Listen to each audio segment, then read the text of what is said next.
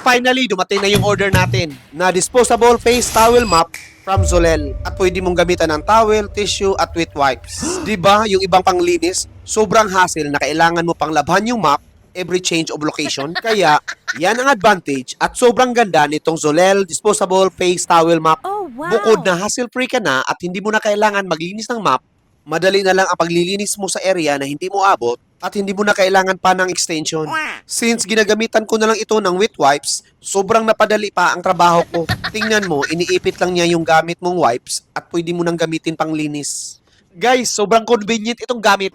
Kasi pwede itong panglinis ng walls, floors, at sa mga sulok-sulok. At kung madumi na yung gamit mong tissue or wipes, press mo lang yung open sign at tapon na agad. May hook pa itong kasama para isabit mo na lang ito pagkatapos gamitin.